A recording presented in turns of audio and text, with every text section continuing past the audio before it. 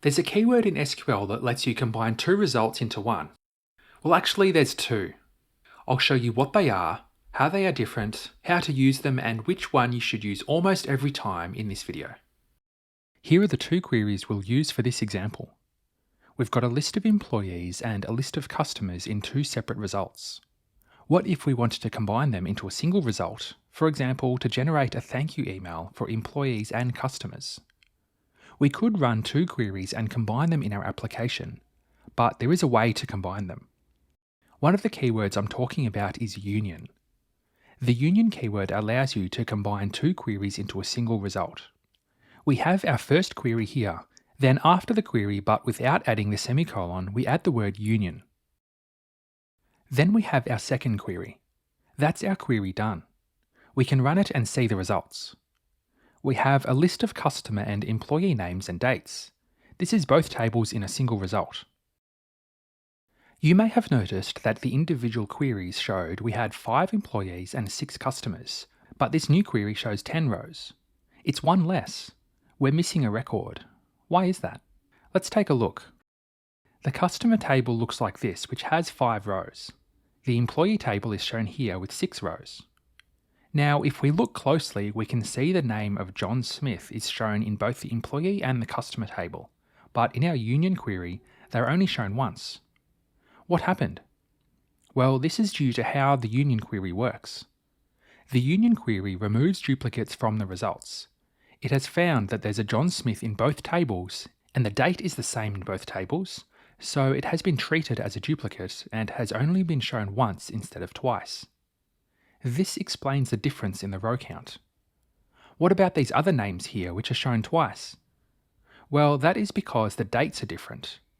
The union keyword, like the distinct, assesses the entire row to determine if it is a duplicate. What if we want to see our duplicate rows?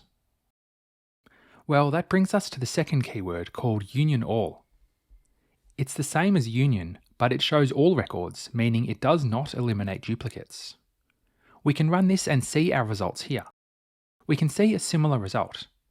The main difference is that John Smith is shown twice. One represents the employee and one is the customer.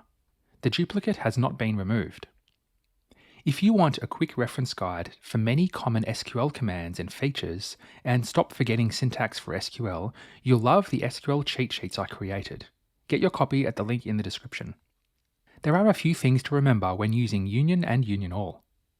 The column names can be different. As you can see here, each of the names of the columns in the tables are different, and that's okay. The columns are combined and the name is taken from the first query. For example, the first name column header here comes from our first query.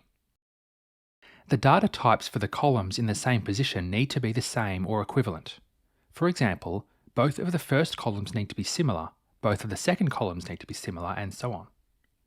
If I swap the columns around in the second query, moving the date to the second column and the name to the third, I can try to run this, but I'll get an error. If you want to change the names of the columns, you can use column aliases. Just add them to the first query and they will show in the results when you run the query. So we've got both union and union all keywords. Which one should you use? In almost all situations, I would recommend using union all. Yes, it's a bit longer to type, but it usually performs better because the operation to remove duplicates is not performed, and this can sometimes be an expensive step. If you really need to remove duplicates, then of course use union, but if not, then just use union all. The union and union all keywords are a handy little trick in SQL. You'll want to watch this video next to learn about CTEs, which is another feature in SQL that I would argue is even better than this union keyword. Thanks for watching.